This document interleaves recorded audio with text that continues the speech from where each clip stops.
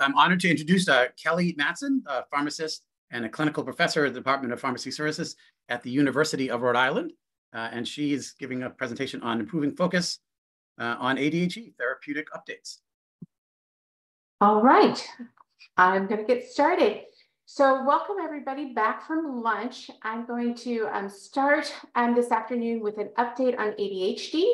I am Kelly Matson, a clinical professor at University of Rhode Island, to which you see behind me. But I also have a practice site at UMass Memorial Health, where I'm a clinical pediatric specialist. Our learning objectives today are to discuss pertinent updates to ADHD treatment guidelines, and we will sort of have additional assessment questions throughout to try to inform therapeutic recommendations. We're going to spend a lot of time within this hour talking about the role of novel medications. So things that have come out within the last, say, 5 years and where they might be implemented within sort of the scope of other medications. And then lastly, really trying to decide and employ treatment recommendations and strategies to improve patient outcomes. So just to kind of kick off, I know everybody is well aware most diagnosed child psychiatric disorder, ADHD, but kind of thinking about it of where does that lie comparatively to clinical manifestations? And we'll talk a little bit about that in slides to follow. But we know about hyperactivity, we know about impulsivity, and that's sort of our typical diagnosis at school-age children. But we're starting to see more functioning impaired inattention, which is more likely the clinical manifestations of adolescents as well as adults. So where we are currently, the latest information is the incidence within children and adolescents are about 9.4%, and total with adults included, 6.1 million with ADHD. On the next slide, I'll have a little bit more of a breakdown, but Black and white children are more likely to be diagnosed compared to Hispanic and Asian descent families. And from our diagnosis with MMWR, we still are seeing a 2-to-1 ratio of diagnosis with male children. But what we do know is now that this is more of a chronic condition, and AAP recognizes that, where there is persistence, as you can see, into adolescence for about 75% of patients, as well as then into adulthood for about 50% of those patients. And with that being said, that persistence can be associated more with system severity within childhood, comorbidities, as well as sort of a history of parental mental health. So here are these statistics that I was sort of alluding to. Here you can see we do have some diagnosis and percentage of preschool children, and I'll talk a little bit more about that with clinical manifestations. But here sort of is our normal, like associated layman term, school-age children and its percentage, as well as adolescent percentage. Here you can see sort of boy and girl and sort of that 2-to-1 ratio of diagnosis. But when we combine preschool all the way to adolescence, you can see almost a 3-fold bigger population than what we are seeing with adults, even though our adults are increasing. And I'll show a little bit more information as slides come. With this being said, here's sort of that breakdown that I was with Black and white children from diagnosis compared to Hispanics and Asian and non-Hispanic ethnicity. There is a little bit of difference when we look at it from if you're below the poverty level with 11.2%, or if you're above the poverty level. And then health insurance seems to be associated, but ultimately doesn't determine the diagnosis, of course, but we have more population with the public or Medicaid population than we do maybe in the private sector.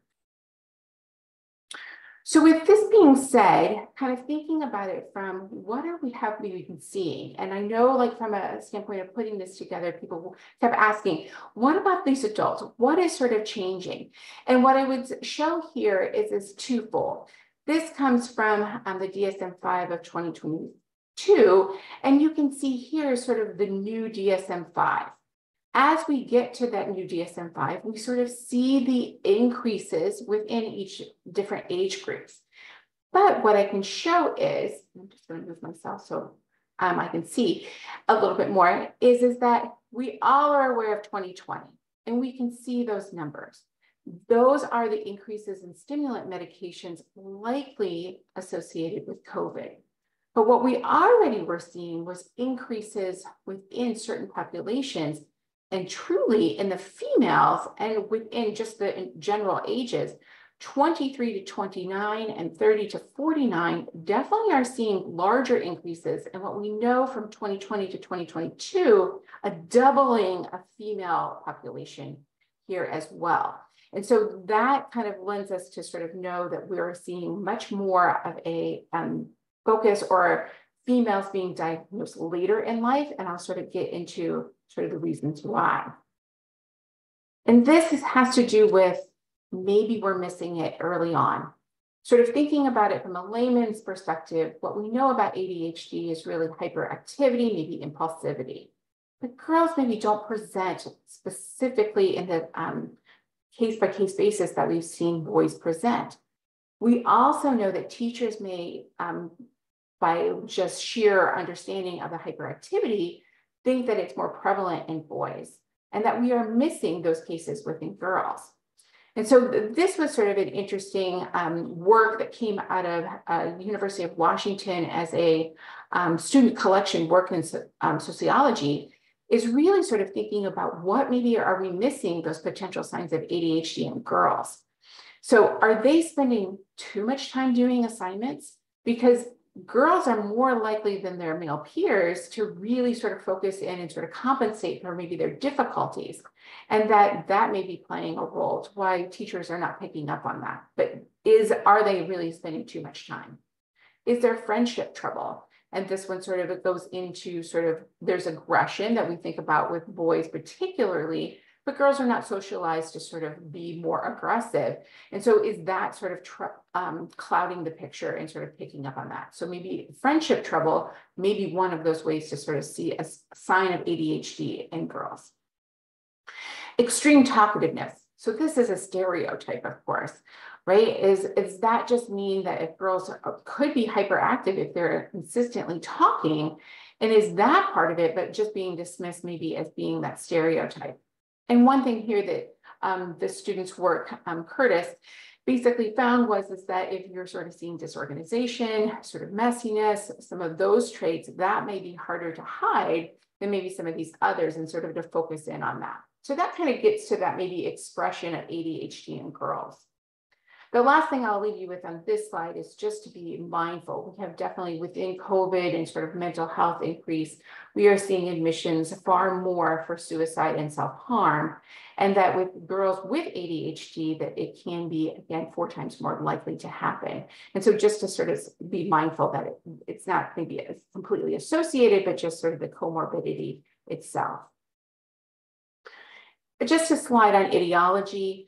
Genetic predisposition has been sort of studied, and is that part of ADHD? Most likely, yes. What we cannot say, though, is that is there based upon specific genes identified? So here you can see dopamine transporter gene and dopamine receptor genes that have been. There's enough variance that we're sort of missing the possibility of a small effect, and ultimately findings are really sort of inconsistent based upon specific treatments based on those variants. So currently, really routine pharmacogenetic testing is not recommended to sort of target medications based upon genetic predisposition or genes identified.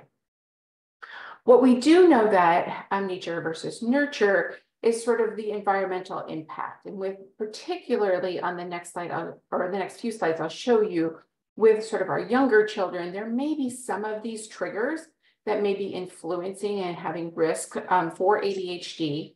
But one sort of risk that has been looked at extensively is sort of antidepressants during pregnancy. And sort of these studies below here really have proved that that is not one of the environmental risk factors to sort of have ADHD in a child. Just another slide, particularly on patho, and I won't spend tons of time here, but I want you to sort of be familiar more from a standpoint of the newer medications and where their mechanism of action really sort of lie. And with this is sort of, you see a reduction of cerebral volume, including size, prefrontal cortex, and cortical thickness. What we know is the age of the peak of cortical thickness in patients with ADHD is delayed. And with that, stimulants help to sort of normalize that faster than maybe non-medications. With the other parts of sort of the pathophys, it's just really just sort of knowing that maybe this prefrontal cortex and sort of where the behaviors and inhibitions lie, but also sort of the impact of dysregulation of dopamine and norepinephrine, and sort of like where we might look at different mechanisms that might help that as well. So moving to clinical manifestations, one thing, again, I sort of highlight is school age. I want to sort of start there and sort of work back and forth, because I think most everyone is familiar with that's the typical onset where we sort of see those early school age having difficulty, maybe academically or socially, sort of whether that's home or school. They can have combined inattentive or hyperactivity symptoms, and they may also have those comorbid conditions as well. Conduct disorders, oppositional defiance disorders, aggression, etc. And that may lead to sort of adolescence.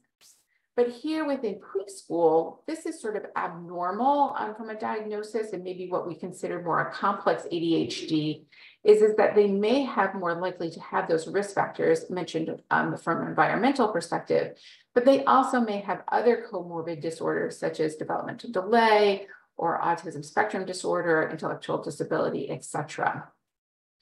So with that being said, kind of moving from sort of school age and thinking about the what we would call maybe typical sort of characteristics, what do adolescents look like? Well, there is sort of this increased risk for delinquency, maybe substance misuse as we move. And that's really sort of getting to that impulsivity. Is there higher rates of misuse? Maybe there's a comorbid psych disorder, as they already have impulsivity and risk-taking sort of being adolescent. But the other part of this is that hyperactivity is really sort of decreased comparatively to maybe that school age, and you're sort of left more with a prominence of inattention. So is that looking moody? Is that maybe having a bad temper? Or is that being diagnosed where, particularly in an academic setting, maybe they were had much of an academic acumen that they were able to sort of be disorganized but still do well, sort of in elementary school. But by the time that they get to middle school, now you're sort of seeing it as procrastination of maybe homework, not being able to be organized enough to get multiple tasks done, different assignments for different classes, and their decision-making may be impaired. And with that being said, if that's sort of where we're sort of moving toward adolescence, that is also sort of what we see with adult manifestations. Is inattention is really sort of the predominance, and you do sort of see difficulty in decision-making, poor time management, etc. But you also still may have hyperactivity, impulsivity, but that's just becoming less obvious in this population. And that could just be, you know, your typical constant need for activity, restlessness. If it's impulsivity, maybe it's ending relationships very quickly, substance misuse, other things of that nature, but really much more of that inattention predominance. So this, I think people are mostly familiar with. This comes again directly from DSM-5 and sort of knowing how to diagnose and sort of what you're looking for. Again, because we're mainly diagnosing most within that school age population, you can see that there's a lot of discussion on both sides, inattentive type or hyperactivity impulsive type, about sort of staying in your seat in class or you're completing your homework, schoolwork, other assignments of that nature. So with that being said, thinking about the manifestations with adolescence or possibly adulthood, how that might look a little bit different. What we know from DSM-5 is sort of 6 or more of the following symptoms have to be there for 6 months or more in 2 settings, whether that's home, school, church, etc. Thinking again about maybe adolescents and or adults, is that work related as well. And you can see, again, it has to negatively impact whatever sort of that functioning is, whether that's academic, social, or occupational. One thing to note, this is truly for child and adolescent. When you're looking at it from an adult perspective, this part of 6 or more changes and goes down to 5 or more. So that's the one difference that we sort of see. The other part of this is that, again, when it is in 2 settings, you're going to need to have documentation from a parent, a teacher, possibly a clinician as well, to sort of get those 2 settings as documentation. And here, just the criteria. As you know, the classification, it could be one of these 3. You could have combined type, where when you're thinking about it, you have some criteria here and some criteria in the hyperactive or impulsive symptoms, or you're going to be predominantly one type or the other. And then, of course, the classifications can be mild, moderate, or severe.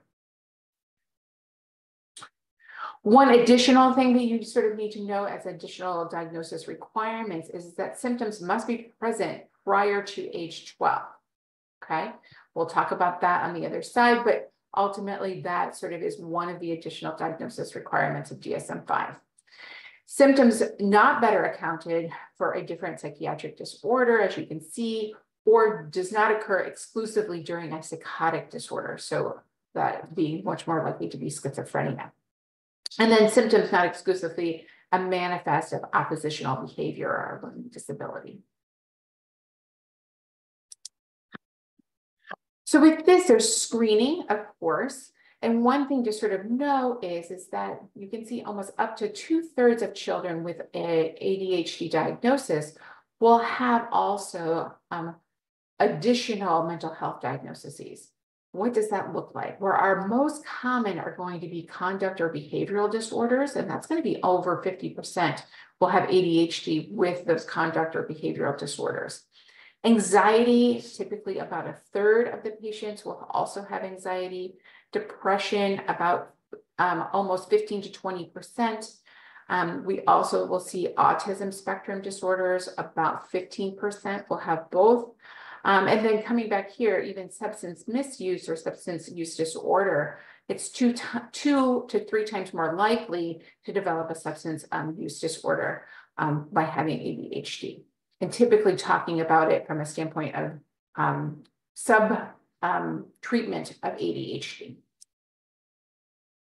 I brought up complex ADHD briefly, but kind of thinking about it, this can be a presentation in that early preschool or greater than 12 years of age. So it's just a different sort of like reason for diagnosis. We're using very similar things in the diagnosis, but you encourage expert evaluation sort of in both of these areas. A lot of times this is sort of going back to school and sort of thinking about it, about who, if diagnosed in middle school or high school or even adulthood, who may be doing that diagnosis and sort of how are you looking at it from a planned perspective. And I'll talk about that on slides soon.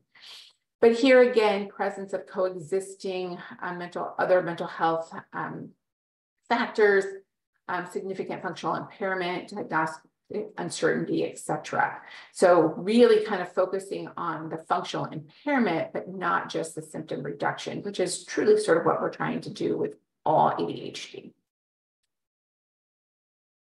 So with this, what are the like basic interventions?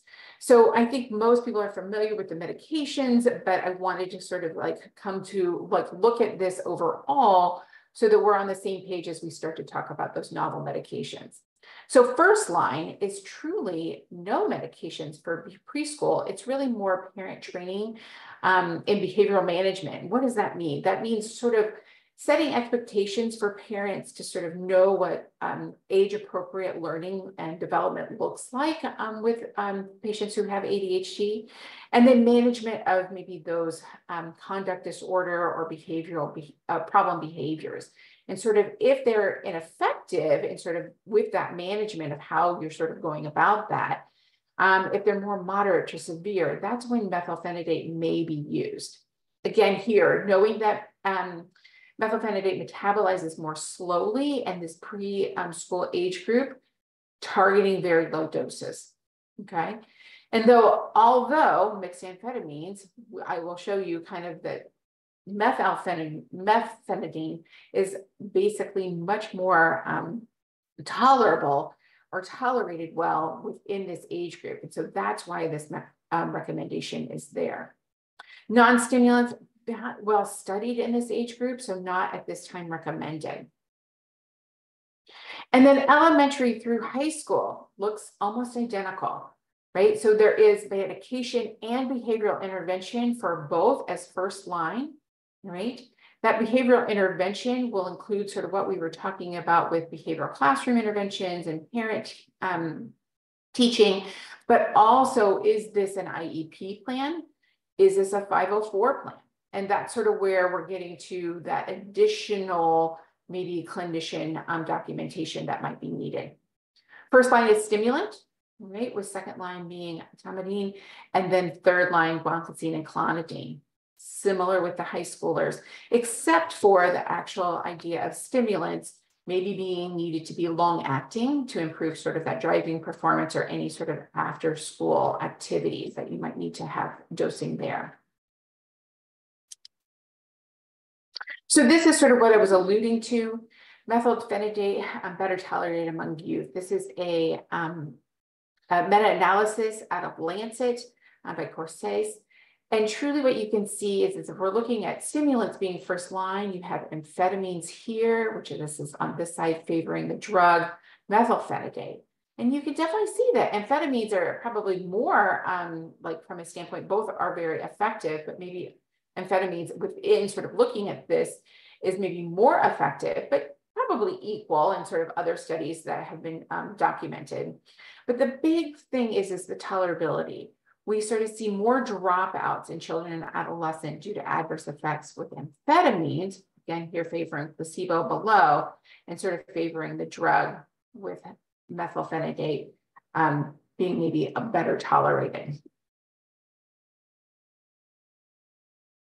So I include this really sort of not that we're going to cover it completely, but you can see now why this comes from truly from the DePiro textbook, but I like it from a standpoint, it gives all sort of this information in the sense that for ADHD diagnosis, and if you have predominant just ADHD, that for pediatric patients, we're really using methylphenidate as first line with sort of amphetamine or mixed amphetamine being second line.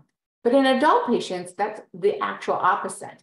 And that maybe that mixed amphetamine or amphetamines, less dex amphetamine, etc., probably would be first line. And when also we have comorbidities, we definitely have to think about maybe additionally what might be first line.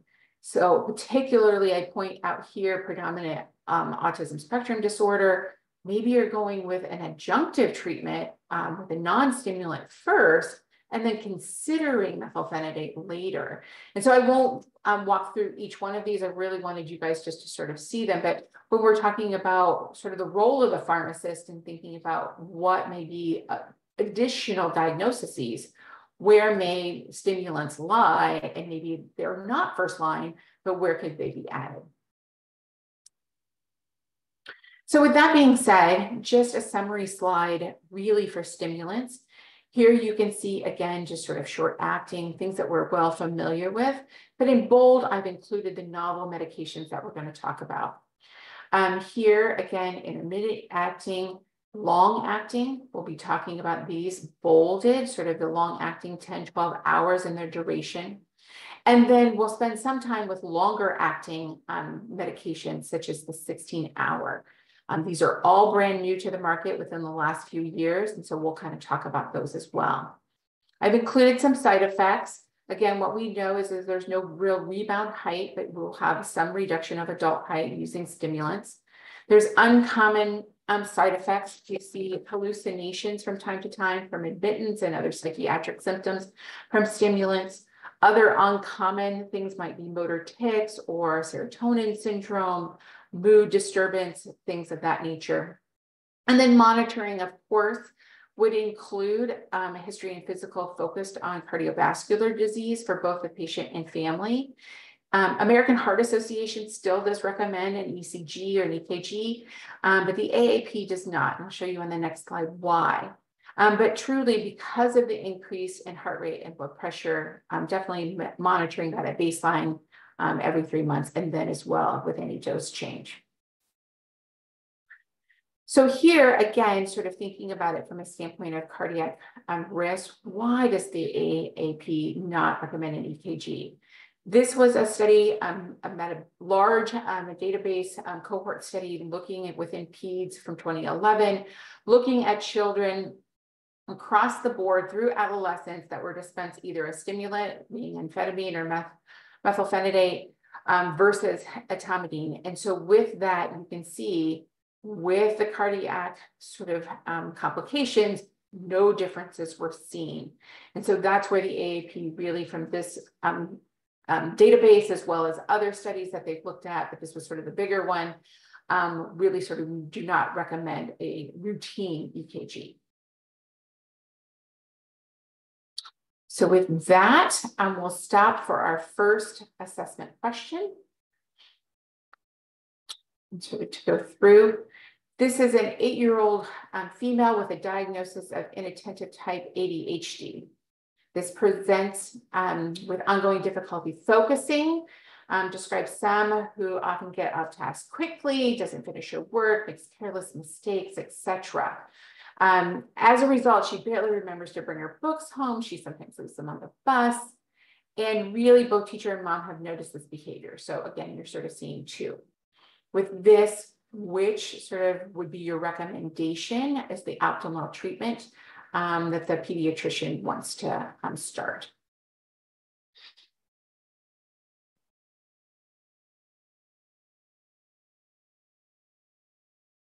Lots of responses. Thank you, guys. Looks like people are doing quite well. All right, with that, I'm going to end the poll. So about 2/3 of you got the correct answer, which is C. Again, this is methylphenidate, much better tolerated, maybe versus our amphetamine product, our other two, A and D, and then our non-stimulant as B. And so kind of just thinking about it from just a youth perspective, just straight away.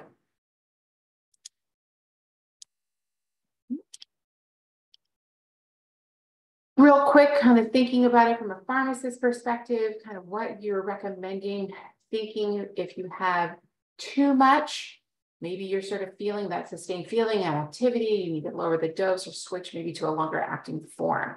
If that occurs sort of more of the med wearing off, then the problem is rebound. And so do you need to increase the daily dose or add a short acting form? So with that, I'll open up the next one. From an assessment perspective, and thinking about it from a 14-year-old with inattentive type, had a 3-day holiday weekend, not taking his medication. His current medication is Adderall XR10 every morning, but by midday, he seems to notice more anxiousness and can't sit still. He also complains of upset stomach and being more irritable. So which might be the most appropriate recommendation here? Does he get used to it? Do we just discontinue it? Do we dose reduce it? Or do we switch to Ritalin as an intermediate release?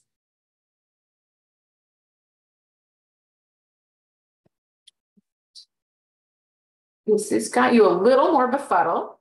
It's okay. Right.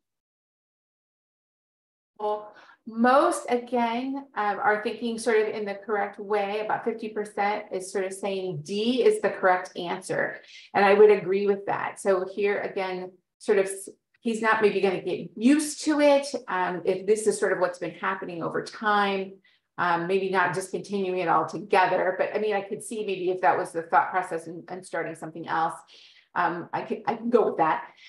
C, kind of thinking about this is almost the opposite, like because he's still seeing some signs. So ultimately maybe a longer acting, but he is sort of feeling like more like irritable. So kind of we need a different formulation, and maybe of the best choices here at this point, thinking about it from what we know is sort of maybe just adding a shorter acting to get past this. And that sort of this longer acting is maybe too much for a stomach at this point. But we're going to move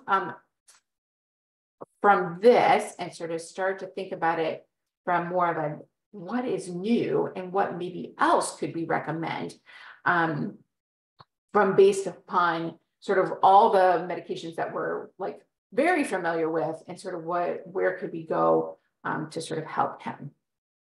All right. So with this, I'm going to start and jump right in and sort of save questions till the end. But this one is a delayed release, extended release methylphenidate. It's called Jornay PM. You can kind of see my graphic here. It's definitely multiple layers of microbeads. There's a racemic mixture of the dextro and levo forms. And what's unique about this medication, one, it is particularly the long acting. So it's the 16-hour, this is one of these new products, is that you're seeing it as a delayed time release product. Why is that so important? The onset of action, as I'll show you on the next slide, is about 10 to 12 hours. So what does that mean? This means that we're taking it the night before. Most of the studies recommended 8 p.m., but this may be taken within a few hours on this dose. And as I show you sort of maybe the side effect profile, there is a reason for this range. So, but most of the studies showed 8 p.m. So it is do not take in the morning. And I want to stress that because that's such a, what the general approach has been. So this is definitely different than any of the other medications. Why? Okay. So this graphic on the right for me is basically here, sort of thinking about it as plasma concentration. So we're at when they take it, day 0, this sort of shows 9 p.m. You're sort of seeing an increase 8 hours later, right? Range, there is a range, so 5 to 7. With your peak being here at sort of your timing, all right? And so that it's lasting 16 hours, right? And then sort of coming down. So who is this going to benefit? This really sort of is here, maybe for the person who has early morning activities, somebody who has more symptoms very early. Maybe they still have a long acting, some late afternoon and evening symptoms. You can sort of see there's a dose range and what your initial dose is. But the unique to this could be early morning awakening from a drug adverse event. So here, kind of the range, if you're like not wanting to wake up at 5 and you took it at 9, and that's sort of where you're sort of consistently awakening, could you back that up and sort of use on the previous slide, sort of that range? So that's why that range exists, to sort of kind of like determine where that might be for each individual person. All right. These are capsules. They can be opened and sprinkled on food. They definitely have drug interactions, but ultimately very similar to other stimulants. One thing to note as we start to move through these novel medications of the price point. So I've included sort of the, basic lexicon price point in here just to give you a flavor. But most of them are going to be double, I'm going to say, per like our traditional medications that we're using. So this one, as you can see, is about $17 per capsule. The next one, I won't spend too much time, only in the simple fact that it's Anhesia XR. This was approved in 2019, 6 and older. Similar in its racemic mixture, very long acting, same sort of 16 hours. The one thing here is that there was significant high risk, particularly for adverse drug events. So with this, we basically discontinued. So this discontinued in July of 2022. And so ultimately is not on the market. So it came, it went, and sort of ultimately not available any longer. What is though available is this pro-drug combination formulation called Astaris. Here you can see, again, approved 2021, 6 and older. What's interesting about this formulation is that you do have immediate release, about, you can see 30%. So this is rapidly absorbed. having a more of that rapid onset, right? So someone who needs a quick onset might benefit from this drug, but they also need a sort of an extended release as well. Here's what's interesting is that you have a prodrug that you can see is continuously being dissolved and converted to methylphenidate throughout the day. Why is this helpful? Well, if you're concerned about potential for misuse, that could be one, but someone also who might need that very steady state and sort of helpfulness with this might benefit from this. So you have a rapid onset, but a long duration. And so ultimately, when you're looking at this, this was just sort of a graphic from the product information to kind of give you where that prodrug travels to in the lower GI tract, how it's sort of converted. And then sort of knowing that it does have that long sort of continuous conversion, it also has a gradual offset, which can be helpful. So here looking at it, this yellow is your immediate release. The blue is sort of your prodrug release over 24 hours. And sort of your combined has this nice effect early, right? Sort of peaking maybe when you need it, sort of in the middle of the day, but then sort of a slower onset off. And so what's nice about this is that it also comes in capsule form. It can be poured into water if they cannot swallow the capsule or they don't want to open it and sprinkle it on food. The side effects are very similar to what we typically see with other stimulants. There is sort of this information that comes out of the package insert with drug interactions, particularly around surgery. It doesn't really alarm me as much as it sort of, we have to maybe think about that for probably most stimulants, just in the fact of, but it does have that prodrug. So that may be something to sort of consider. And then you, again, sort of have your price point per capsule. The next new medication is a mixed amphetamine salt. This is Madeus. You can see here is that there's an immediate release within the first bead, but then there is 2 other layers, which is called the second and third bead. And what you can see here is when we're looking at this, this is one, you're going to have an immediate drug release. And so like a good upfront effect. But here that you have sort of a proximal small intestine sort of delayed release, as well as then the distal small intestine delayed release, sort of from a standpoint of then having, again, that duration of effect being 16 hours plus. This could really be a game changer in the sense that you have somebody who sort of needs it for longer days. Again, you can sort of see where that might be helpful for adults, possibly older adolescents. The one thing to highlight, even though approved for adults, it's adolescents 13 and older, which has been, you know, I was sort of a broken record. Everything was 6 and above, 6 and above. Here, we're sort of seeing much higher experiences of adverse drug events. And so ultimately thinking about it just for like older adolescents. Duration effect, you can sort of see the ratio that I described. Here, a little bit difference of a max dose, peds versus adults. One thing to sort of be mindful of with this med is that it can't be substituted with another amphetamine on a milligram per kilogram or milligram per milligram basis, because it's not particularly one-to-one. And so you can kind of look that up and sort of go through. I didn't go into extreme detail with that. But ultimately, again, sort of being able to take it with food, consistent manner, and sprinkle it if need be, and then knowing that it does need some dose adjustment with renal, severe renal impairment. The next medication, sort of switching gears a little bit, is moving into some of those newer agents that are particularly those long-acting, the 10, 12-hour acting duration medications that are sort of new to the market. So this is Dianvil and XR, and you sort of say, well, I maybe heard of that. Well, you did. There was FDA approval of the suspension in 2015, but what's the new is basically really the formulation. There's not much new here, but just more of the formulation. So in 2021, we definitely got a tablet. This tablet can be, it's chewable, it can be cut. You can see sort of the age range that we're looking at. So back to our typical 6 and up. Our duration we have already mentioned. The nice thing is if you're switching a child, particularly from an oral suspension to a chewable, they are bioequivalent. So you can substitute milligram for milligram.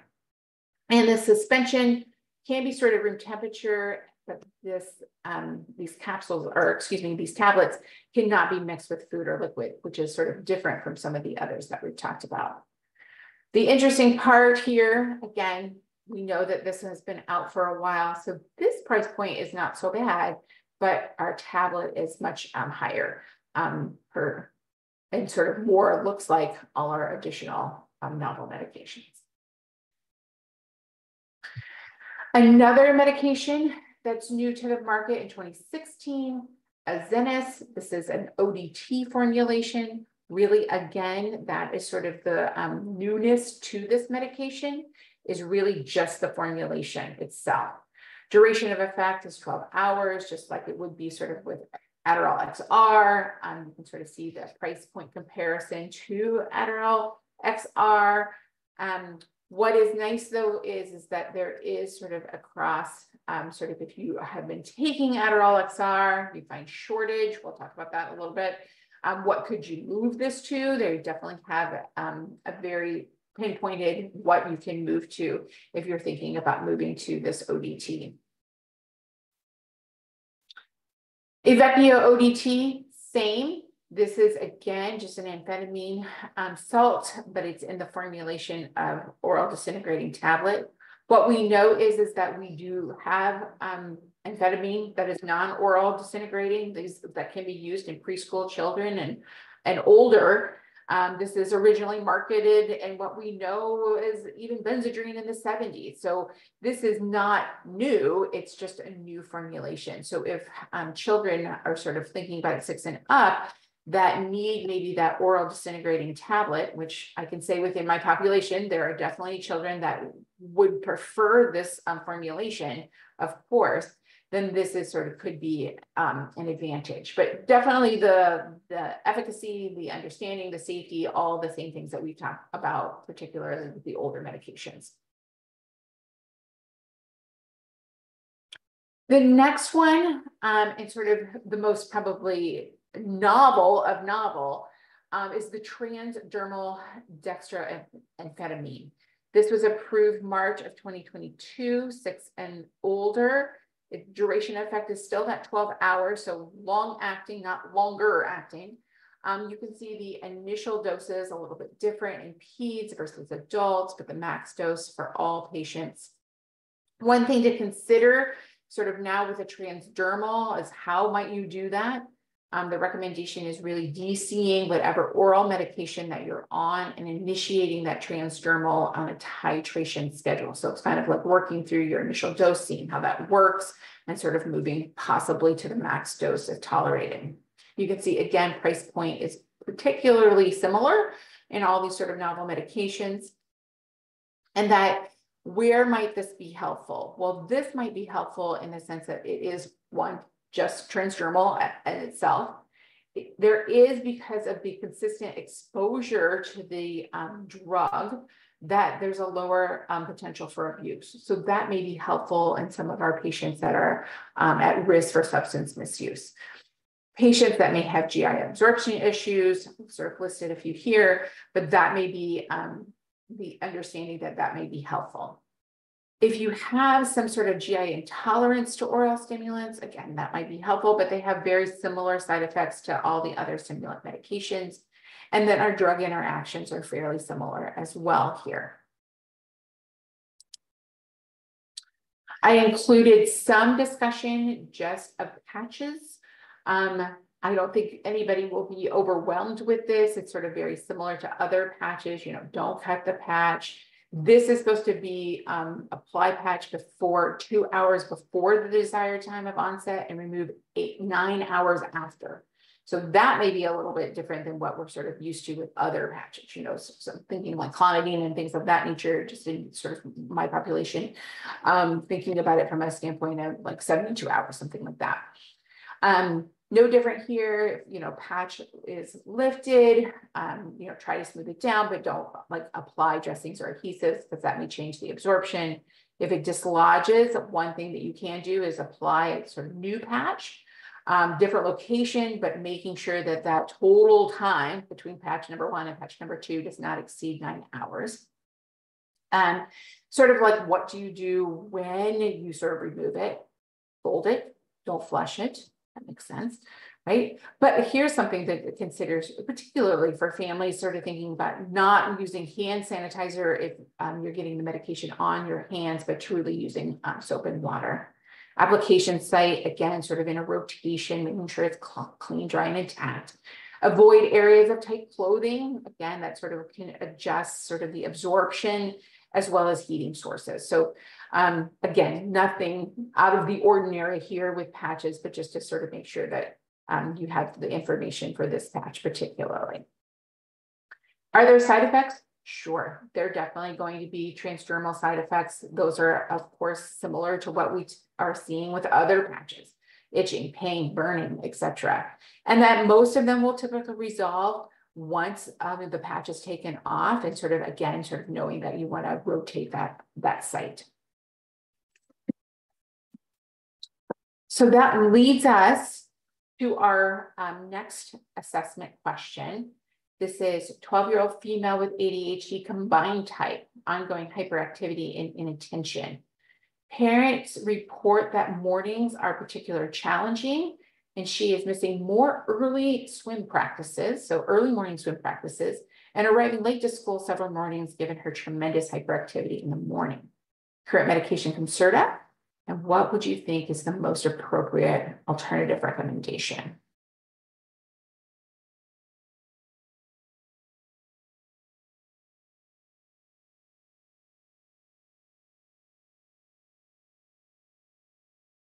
Okay, everybody did not like stump anybody.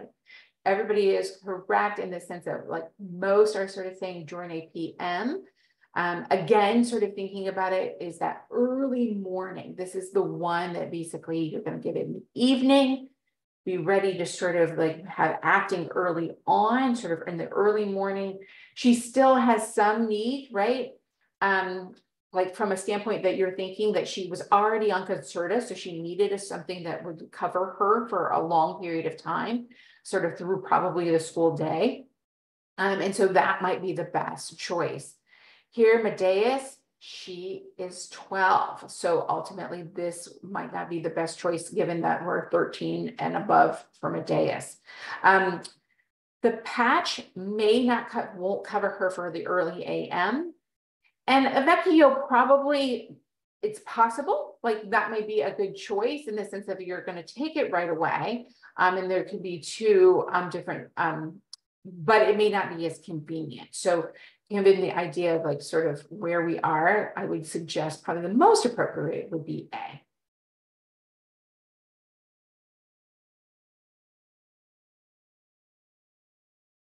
All right. So what do? We've talked lots about stimulants, lots about new stimulants. The recommendation is really the idea of if a stimulant is not working, where do we go? Well, we go to another stimulant. That truly is the recommendation. And we'll talk about that in a few slides. I sort of have a summary slide. But when you're thinking about that, before you're sort of thinking about maybe typical treatment has failed, we want to make sure that we're sort of thinking about that before we move to non-stimulant. So has your stimulant been properly titrated? Is it at the max dose? Has sort of the preparation been like working for you? And that's why I wanted to sort of cover some of these novel medications, because there is sort of these longer acting, or maybe there's different transdermal or what have you, that might be helpful. Is the right symptom being targeted? Is it wearing off? So all of those things sort of play a role. And then the other part of that, and why I wanted to show you kind of that bigger table from DePiro, is thinking about it from a standpoint of, are there other things at play here? Is there some psychosocial issues? Or is there undiagnosed comorbidity? Maybe that's why your stimulant's not working. are you exacerbating some of those comorbidities? And so here's where you start to think about, what is second-line medications? All right, so is it Strattera, guaifenesin, PharmD? Are we augmenting? Maybe we're needing still a stimulant, but we're going to add something. And so those kind of like conversations from a recommendation perspective are what you're sort of thinking about. So with that, I just wanted, again, a summary slide for non-stimulants. You guys are well aware, clonidine, vancomycin, but there have been, of course, those extended release products within the last sort of 10 years or so. Thinking about it from a side effect and monitoring, somnolence, much more so with clonidine than guanfacine, so something to sort of be aware about. And then, of course, had to include rebound hypertension. So that's something to also consider if discontinuing.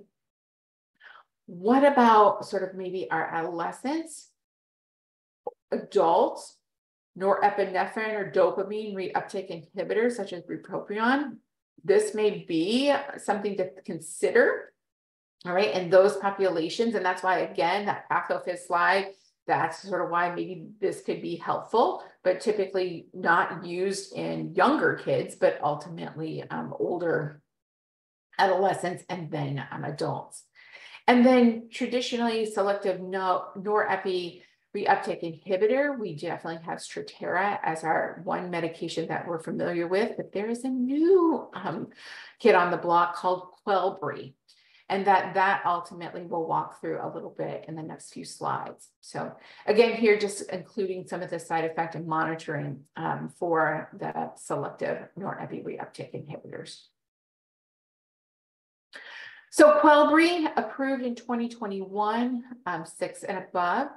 This is sort of thinking about it, it's less potent than etomidexine, but it has some proposed serotonin activity, as you can see, and then increased levels of norepi and possibly even increased dopamine levels within that prefrontal cortex. It's a 2B technology, so there's an immediate and extended release combination within this product. And so what that looks like is that what is nicer about maybe this product is a quicker onset compared to other non-stimulants. Here you can see sort of the baseline ADHD scores, different weeks of treatment. This is sort of, the blue is sort of your placebo with your doses here and sort of the changes over the week and time, sort of where you're sort of seeing significance. So I included initial dose and max dose for us, renal adjustment, if again, severe impairment. Those symptoms from a drug reaction perspective or side effects are going to be very similar, but maybe less so than what you would see with stimulant medication. So ultimately something to sort of consider. So I think this is our last assessment question. 17-year-old male has been finding benefit with a Hansia XR for his combined type of ADHD. Now that medication has been discontinued, the child psychiatrist is sort of thinking about another recommended treatment. Parents have voiced, though, because this is a 17-year-old, that they know that he already is vaping nicotine, he consumes high quantities of caffeine, and what may your sort of recommendation be, since this drug is no longer available, what might you consider?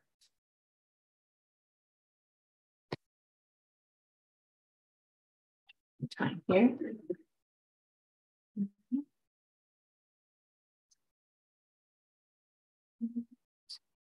So this one, I'm going to end the poll. I hope I can still see it. Yes. So here, just for time's sake, I'm going to give us sort of the answer. We're across the board a little bit. The actual answer, all right, is B. All right. So B, remember, is the prodrug that we talked about that may have some help with, and it's about the same length of time, right? So this is a sort of that 16-hour. This is going to be only 12 hours. Danvenol is also like long acting, but not long acting. And even though I talked about this non-stimulant, On the next slide, I'm going to show you why that's not the appropriate choice. So with that being said, here is sort of comparing Strattera to Quellbri, right? So here's sort of your warnings, a more potent selective norepi reuptake inhibitor, definitely a considerable amount of warnings, but here's the interaction. And this is where I got you guys. So strong CYP1A inhibitor to where contraindication is caffeine. So that's the reason why sort of Viloxine or Quellbri wouldn't be an appropriate choice for the 17-year-old from the previous assessment question. So, all right. So for time's sake, let's go through just sort of the role of the pharmacist, recognizing sort of ADHD manifestations, what might look different in adolescents or adults, verifying the indications. These are all things that we're sort of already doing. But the big thing I want you kind of to take away is yes, you're doing all of those, but patients, particularly adolescents and adults, may be moving to self-medicating because they're undiagnosed with ADHD, and sort of being able to recognize those manifestations and also helping with things that we're already doing may be helpful to those patients more so. Here again, thinking about mental health and comorbid mental health sort of conversations. What are we thinking about with somebody who maybe is exacerbating their tic disorder or their anxiety with stimulants? Are you sort of seeing where you're cautioning using a stimulant for irritability with somebody who might have autism spectrum disorder? So sort of knowing what the side effects are and knowing sort of that bigger chart and thinking about it from what we might be helpful and when we might move away from stimulants or sort of change maybe what we're doing with the stimulant medication. Here again, sort of that's the reason why we covered a lot of those new formulations. What are they? What can you be helpful with administration, et cetera? And sort of thinking about it from an appropriate, when it's appropriate for non-stimulant treatment and resources. So here's just a few pearls. Stimulants definitely have a 75% response rate, but what happens when they don't? So again, moving maybe to a different stimulant or a different formulation. Knowing that most stimulants are not milligram per basis switch. And if you need to taper, stop one product, don't cross taper, but then initiate the new product. Knowing what an adequate trial is, as 3 weeks maximum dose tolerated, that needs to be there. Don't switch too early. And here I just sort of gave a little bit more of the discussion we were having is when to use non-stimulants. This I just included from a standpoint of thinking about mitigation strategies. If patients are really having management or trying to manage those adverse effects, what might be helpful? And really some of these that we already are well aware of, but just sort of having it in one place. And then lastly, I was asked to talk about, oh my gosh, the shortage, right? And I will sort of end here in the sense of time, but what we really have seen is multifactorial. There have been, before the pandemic hit, prescription stimulants and non-stimulant surge, especially in adults as well as women, and those with comorbid conditions. But adults sort of sought out help during the pandemic. That led to more shortages. Here you can see, again, more shortages. So yes, there's a lot of blaming going on, but it's multifactorial because they were already sort of a shortage before the pandemic and then sort of exacerbated with the pandemic. So I, again, just included some resources for shortages as well as medication guides to sort of help transition from maybe one medication to the next. And then I'll leave here with takeaways, just stimulants first line, other sort of things to sort of think about, and then our new non-stimulant. And with that, I'll stop sharing slides. And if there's time for questions, one or two. Yeah, just 1 or 2 questions would be great. There were a couple in the Q&A.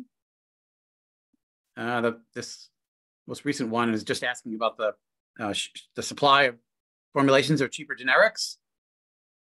Yeah, I feel like in the sense of all of these new formulations are in short supply. I think like from a standpoint of what we were just talking about there at the end is that people were sort of moving to the new drugs And now because there's, again, still this increase in diagnoses, we're definitely seeing them. And then the generics are having a hard time keeping up.